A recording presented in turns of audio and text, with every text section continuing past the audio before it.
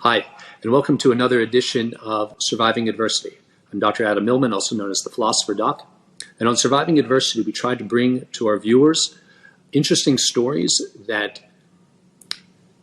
feature young, resilient people that have struggled through very, very difficult challenges. But not only do they survive the challenges, they thrive despite the challenges. Today we have a very special guest who I actually met many, many years ago and haven't spoken to in about 14 years. Her name is Ashley Nadine, and she was a victim of a absolute horrible experience. She was a victim of human trafficking and was able to get out of this horrific situation. There were threats made against her family, and yet somehow she was able to get by. She's now become very, very successful in business. And she speaks and she writes and she does interviews and is sharing this information through other people to help them if they have a similar experience that they have to get out of. Now, other people may not be able to get out of the situation. On Surviving Adversity, we focus on people with these experiences, but not only the experience, but their thought process that they use, the meaning they ascribe to things, the meaning they give to the events that occur, how they process the information and the experience to try to figure out a way to get through. Because as we all know, some people cannot get through adversity. They cannot get through horrific experiences. But some people can. And we can learn from them and we can apply it to our own lives. We don't have to be a victim of such a terrible experience in order to use the thought process of Ashley to help us through our situation. We could use the thought process to apply to any situation we have. If Ashley can get through such experiences, I can get through experiences. If she can get through such a terrible experience, I could get through something that is far less challenging. So we'll listen to Ashley's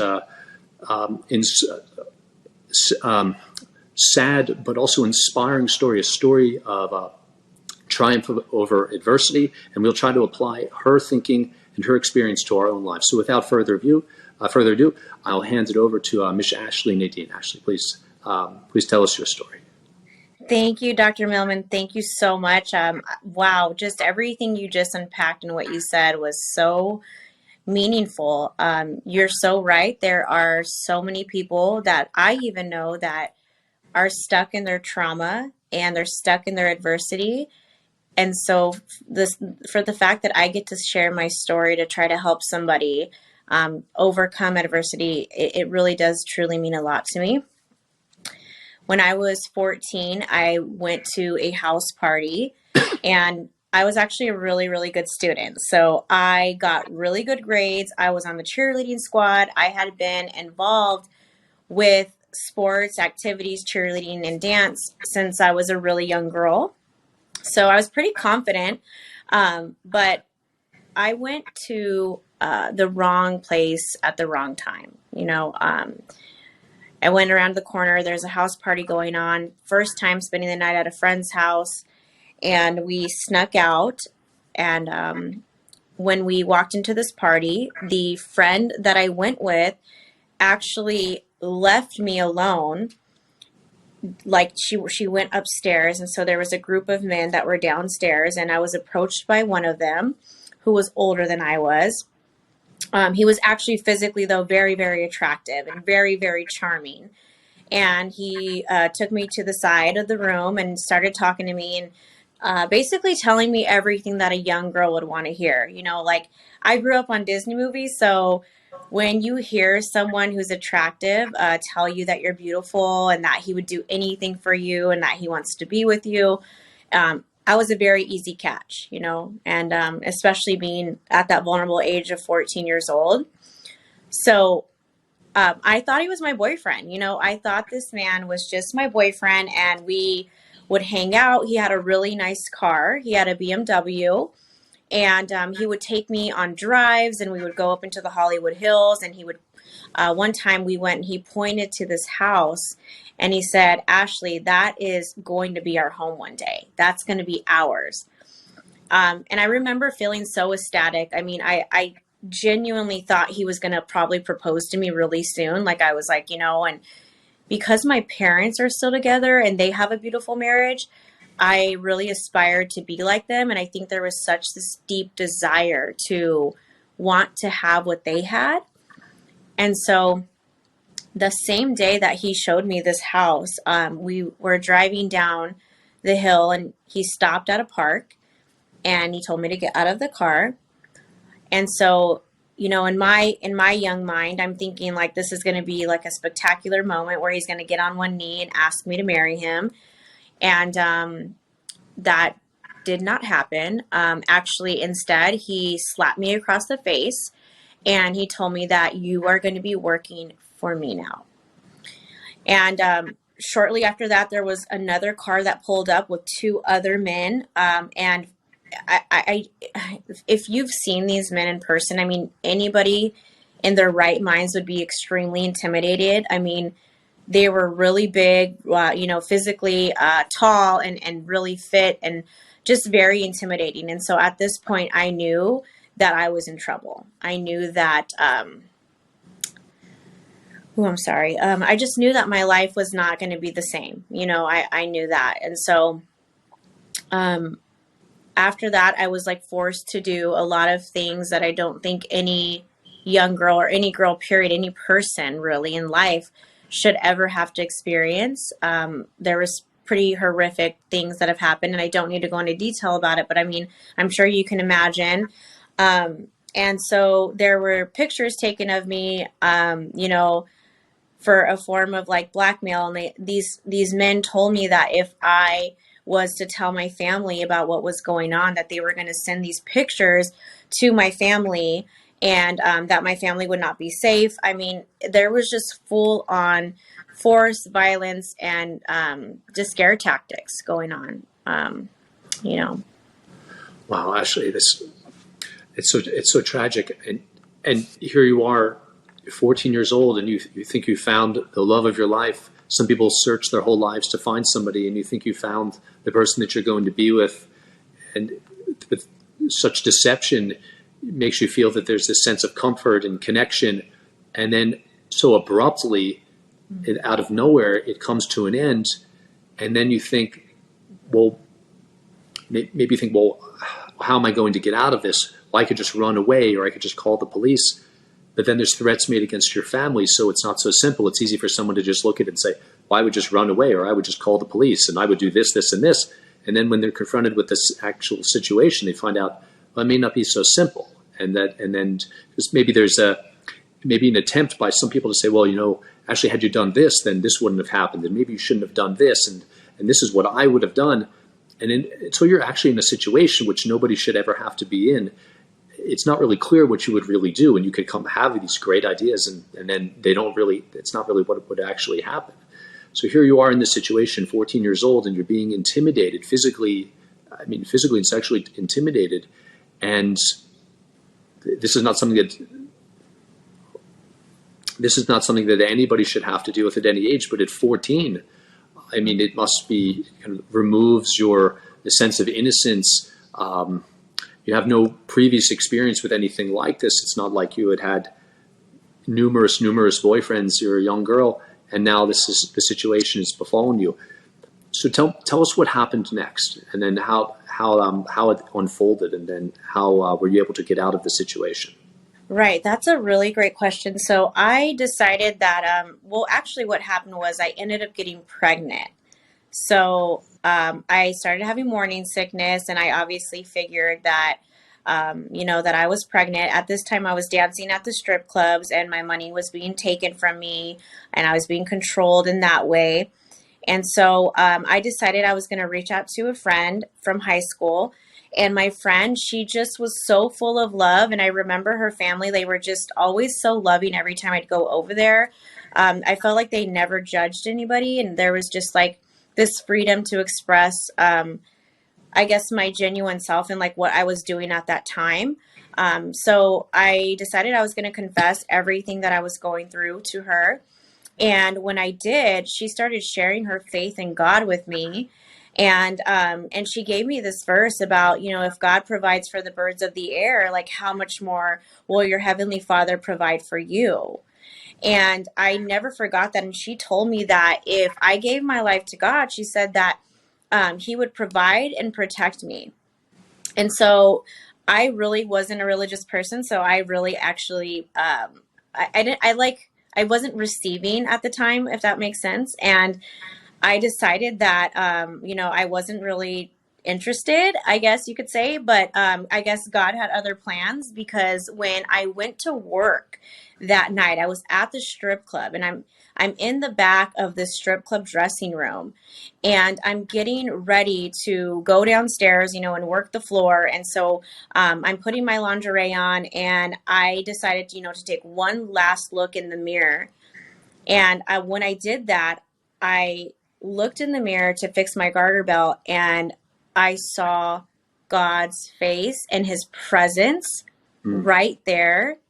And it was such a, like, this beautiful holiness, but like a father's love all at one time. It was such a supernatural experience. I mean, obviously to this day, I'm a changed person because of that experience.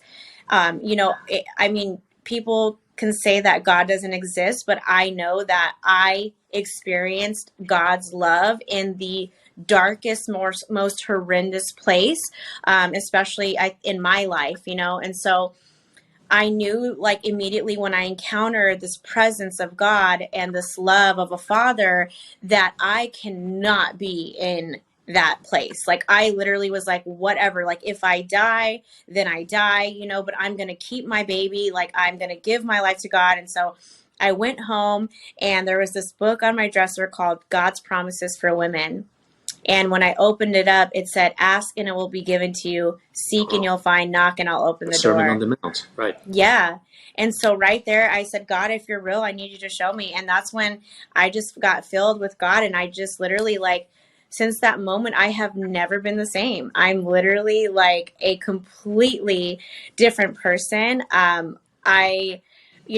Fortunately, my friend was right. God did provide, and he protected. Within weeks, the FBI got involved. They totally cracked the whole ring of trafficking, human trafficking. There was many other minors involved, and two of these men went to prison. So, and this was within weeks of me giving my life over to the Lord, So, for me, my faith in God has been so, I guess I don't want to say the soul, but pretty much the sole reason that I have this resilience and this confidence and this worth that I have found in him. And then, he blessed me with a beautiful baby girl who is no longer a baby, but I mean, she was my why at the time. Oh yeah. Yeah. Very, actually amazing inspiration. So you're sitting there in this, I guess you could probably describe it as like a Sodom and Gomorrah, or like literally a den of thieves. And there you are, and you have the inspiration by looking in a mirror, but still in the same surrounding. And you look, and the Almighty's staring back at you, whatever image. Everybody has a different perception when they have these experiences. But, I guess you probably agree when it describes the creation of human beings that were created in the image. So you may have thought that perhaps your self-worth had decreased at the time, because here you are in this bad situation, but you're still created in the image of the Almighty. Mm-hmm. So if you're created in the image of the Almighty, so maybe that's the Almighty staring at you, and in the mirror, and literally you see, so this is my image, but it's the Almighty staring at you. So then you see, oh, so that's what it means. So that is literally what I am. That's who I'm created in the image of, looking right at me, despite the fact that I'm surrounded by all this terrible situation.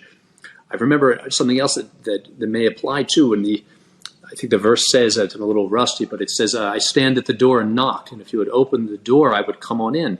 So it's almost as if the enlightenment or revelation or the way out, it could be there at any moment. You just have to open the door. When my kids and I were recently at the beach, I said to my kids, and it was a story that, it's similar to the Sermon on the Mount about asking and receiving and knocking, and she'll be open to you. But we in life, we go to the beach of life with a teaspoon, but the beach and the ocean is infinite, but we show up with a teaspoon and we try to get a small amount of water. But the ocean is infinite, can supply much more than a teaspoon of water, and our lives are the same way. But in life, we ask for very little, and then we're surprised when we receive little. So you ask life, you ask the Almighty, you ask the infinite for a teaspoon in life, then that's what you'll get. But you don't realize that the infinite, the Almighty, is like the ocean and can provide whatever you want. There's an abundance, there's no limitation. So at least show up at the beach with a pail, rather, so you don't look so silly. You're getting a pail of water as opposed to a teaspoon of water from the ocean. So you realize that I could have more. I'm in this situation, but I could have more, and it's not outside of the Almighty's capacity to give it to me. And I had to take that step. So let me ask you, was it the image in the mirror that you saw? And did you think to myself, there could be bad consequences, but I'm created in the image of God. God is communicating with me in this place this place, how could I be here? But the Almighty is communicating it with me. So regardless of what happens, I have to make this step.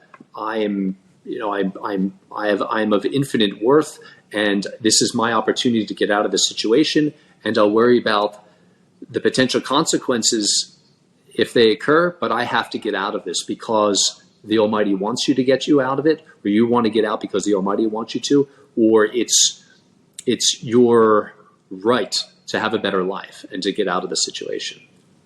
Wow, that's a great question. Well, first I want to comment on what you said about the teaspoon and the ocean. It reminds me of that verse where it says God is able to do more than we dare to dream or imagine, right? So you're so right about that. God always has so much more than even our minds can comprehend, and so sure. So it's not a receiving problem; it's an asking problem. This is what I love Jim Rohn, Tony Robbins' instructor used to say. It's not a receiving problem; it's an asking problem. You ask for a little, you get little. You ask for a lot, you'll get a lot. And the problem is that we don't ask because maybe we think we don't deserve it. Maybe we think that we're not entitled to it. We're not smart enough. Somehow the universe doesn't have the capability of providing for us, or that the Almighty has a limitation, or it's a problem. And you ask people, why don't you ask for more? Do you not deserve it? And then you get a whole series of answers. But it's certainly not a lack of capability. I think it's a problem with what we're asking, what we think is a lack of capability, and so we ask for little and we get little. That's so good. And then to answer the question, so that actually, like, finding my worth in God was actually a process. And I believe, like, God is alive and he's a spirit and is active, right? So there would start to be these things that would happen to me. Like, for example, I'd be driving on the freeway and I'd have this moment where I'd just break down, because it wasn't like this instantaneous thing, like where I just all of a sudden thought I was like this beautiful person and I just, deserve this amazing man. And it wasn't that. It was like a process of healing, but with God, and so I'd be driving and like this song on the radio, it was a Bruno Mars song, and it was like, "You're amazing just the way you are." But it was it was the timing. So I broke down, I pulled over, I broke down in the car, and I was just like, God, I just feel so ugly and I just feel so worthless. And I just, and this song, "You're amazing just the way you are," came on 3 times in a row, back to back to back. And I just think that God uses ordinary things and he makes them extraordinary, like in our everyday lives. I mean, you could just be doing laundry. You can be, driving down the freeway and maybe you've been praying for something and the next thing you know, there's a sign there. I mean, and obviously, you have to have a strong prayer life and everything, but there would just be things that would happen where it was so supernatural. And I was like, oh my gosh, God is so real.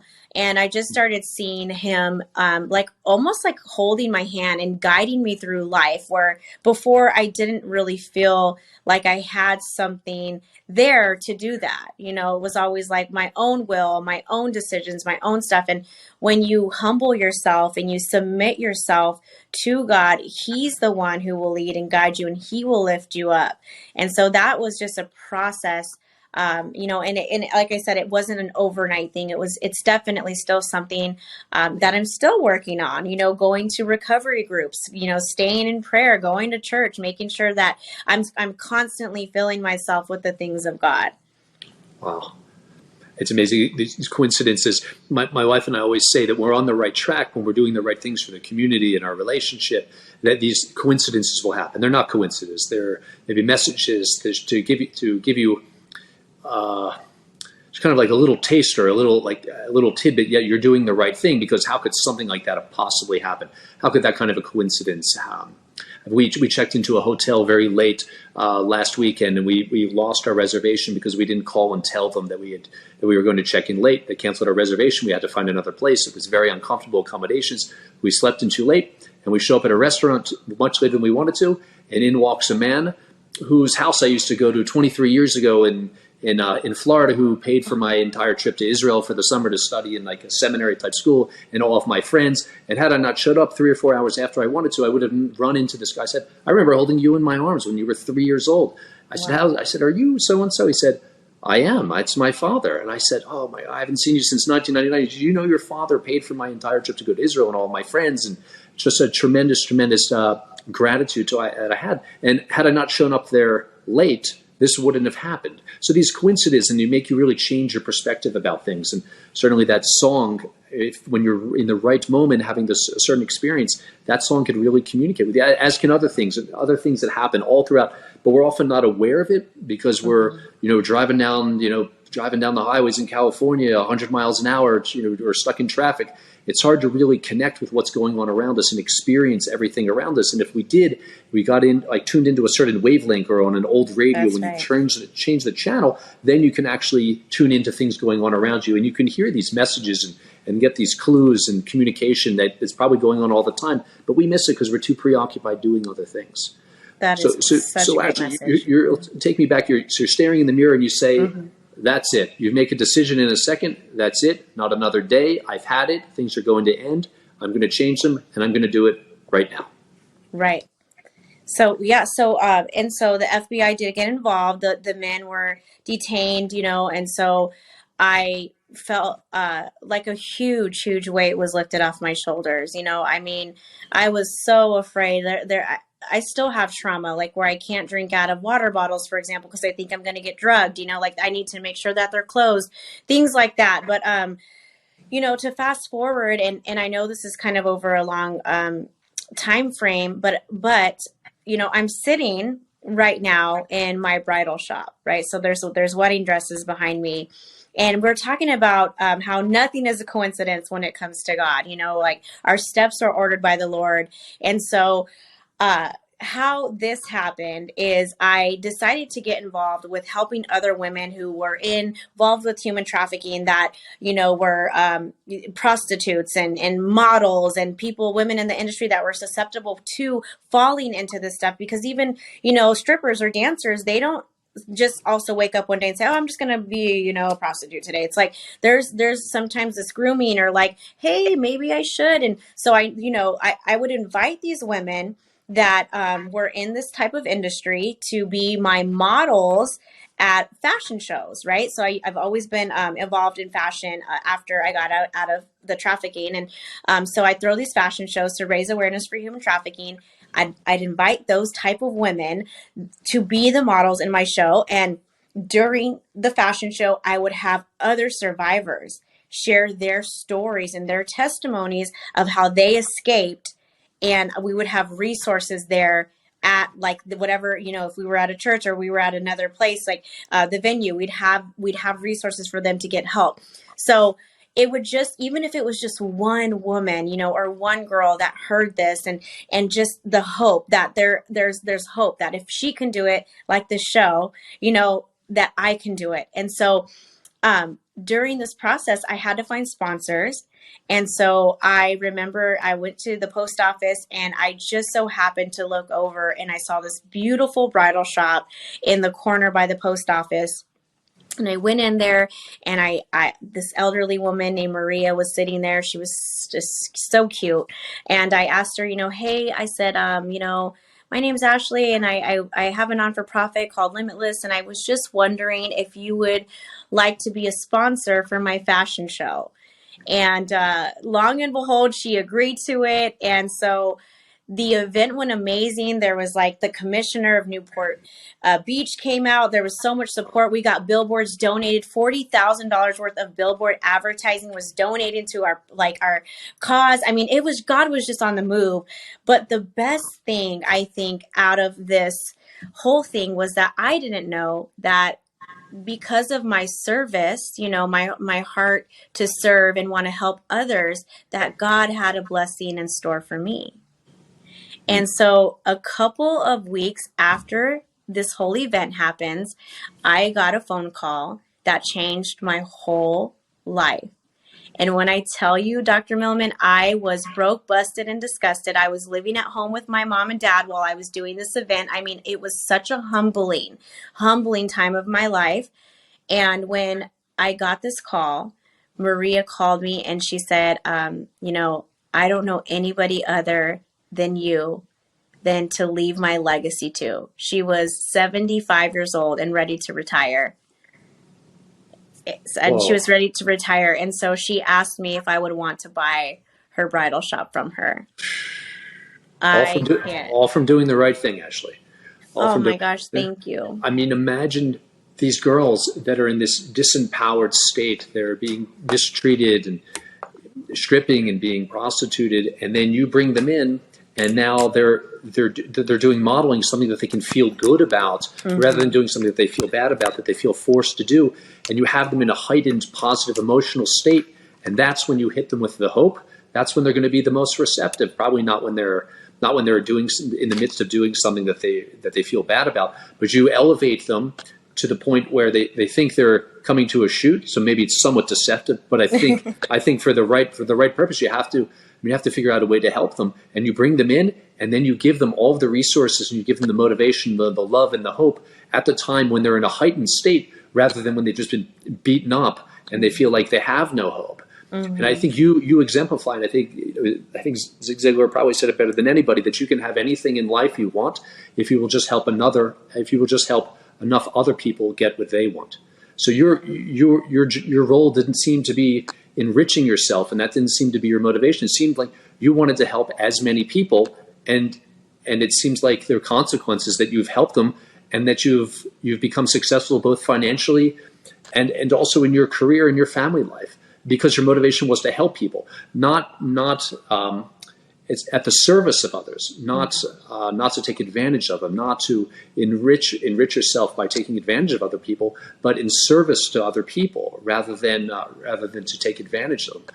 And it seems like the blessings continue to come your way, and probably, and as you and I were saying before, it doesn't mean that there's even a limit. The success that you have today could just be the tip of the iceberg. That's right. It could just be to multiply the effect. When you help other people, the effect is a multiple effect. So it's not like Isaac Newton's law of equal and opposite reactions. For every action, there's an equal and opposite reaction. When you help other people, there's a multitude effect that comes back to you. You help one person, the benefit for you will be tenfold that. When you're helping, when it's in the service of others, not trying to take advantage, which sounds like was what was happening to you, and you reversed it and said, "This is what happened to me. I'm not going to let it happen to other people." And in the process, you've received blessings, both economic and otherwise, because of what you've done for other people. And it's a wonderful, wonderful story.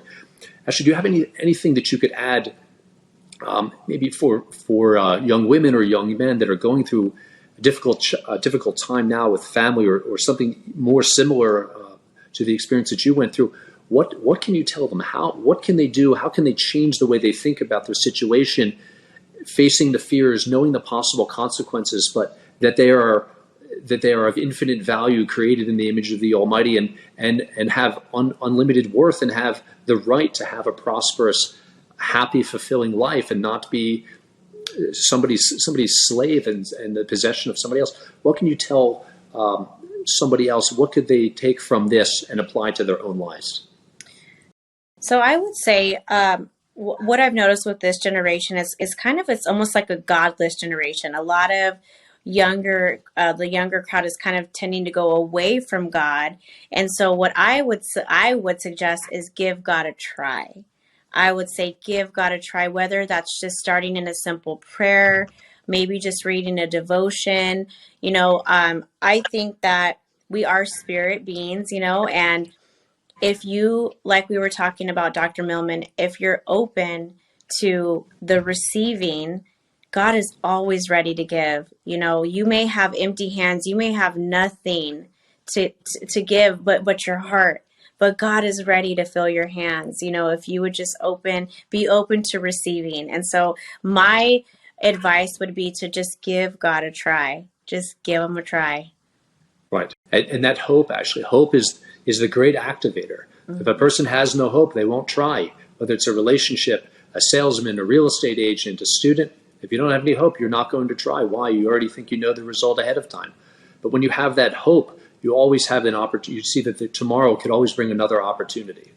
And your situation can change so rapidly. Your situation is similar to the story of Joseph, where he was in the prison, and then he's taken out because he can interpret a dream, and they shave him and shower him and put a different outfit on him. And all of a sudden he becomes the viceroy of Egypt, number 2 in charge, to go from being a prisoner. And I think a prison probably 1900 years ago in Egypt is not a place that any of us would want to be. It's basically a hole in the ground, and then you're taken out and you have an entirely different reality.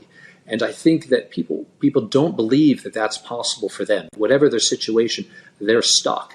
And I think your story and the story of others like you, where people have really overcome very difficult, horrific situations, and not only are they just not in that situation, so they don't have the bad anymore, but now it's just neutral. It's neither good nor bad. To propel from being in such a difficult situation to incredible success and notoriety that's well-deserved for the right purposes. Because you're not famous because you're wealthy. You're wealthy as a byproduct of all the good work that you do. There are people that are famous because they have money and success, but they are famous because they have something that isn't necessarily it's benefiting other people. Your success came from your constant process of trying to help other people get out of a situation, make their lives better, and as a byproduct, you've received all of the benefit. So this is something that I think can motivate many people. Your situation could be bad, and then it can be good, and it may not happen overnight. But if Ashley can do it, then if she was able to get out of a situation like that, well, then my situation is not nearly as bad. So maybe I could do the same thing. And Ashley, tell us about the resources that you have for young girls or other people before we let you go. Absolutely. So I have Ashley Nadine Bridal. So there's AshleyNadineBridal.com if you're looking for a wedding dress. I also help, I advocate obviously for human trafficking. So you can visit AshleyNadine.com for that. And recently I have been helping coach women in the business startup process. So if you're looking to start a business and you really just have no idea where to start, I have a simple, it's a 5-step program. It's a business manual, and it comes with a business plan. It's a very simple guide on how to help you start your business, and you can find that on Amazon, and the book is called Pursue Your Startup. Wow. Ashley, thank you very much for the opportunity. I don't think people know that you and I used to live in the same building about 14, 15 years ago. And I think it was at that time that you were just starting to get out of this situation. And my wife got in touch with you, and you've been friends on social media for many, many years. And my wife said, Ashley's story is so inspiring that more people have to know the story, more people have to benefit from it, and we really have to learn how Ashley thought. We found often on these interviews that I've done is that a belief in a higher power, a belief that there's something more than just yourself, is often a motivator for people to get out of a situation or to keep going. Love of somebody else, knowing that someone else depends on you and you depend on them, and also a belief in a higher power, whatever people want to call it, but that there's something out there. My life has purpose. There's meaning. I have value. That the universe is not just created by chance and random mutations and Darwinian evolution exclusively, and that there's something else there. And when they have that, it does give them a sense of motivation that without that, I think it is more challenging to have a belief that other people need you and are depending on you. You need them and they need you. So that it can't just be me and what's going on in my life, but that there are other people outside. And it could be the desire to tell people the story and to help other people. I probably thought at some point, I'm in this situation, other girls are in this situation, I'm going to help them. Mm-hmm. And then having a belief that there's a higher power seems to be a great motivator that that is stronger than most to keep people going when things are bad and to propel them to the next level or the next incarnation of their more compelling future. So Ashley, I wanted to thank you again. Please be in touch. Your story was very motivating. I really, it was an honor to speak with you after so many years and see how much your career has grown and your family has grown. We wish you tremendous continued success. Help as many girls. There should be 100 more Ashleys out there to help all these young women that are struggling, not thinking that there is a way to get out. They see now that there is a way out. You can learn from Ashley's story the way Ashley thinks, and pursue the future that you deserve, Ashley, and others will do the same by learning from you. That was beautiful. Like, well put. Thank you so much. I really appreciate you. And I also wanted to say that it's because of videos, podcasts, and interviews like this that the Ashleys get to be seen and heard. So thank you. Oh, Ashley, the pleasure is mine. You have a wonderful day and be in touch, okay? Okay.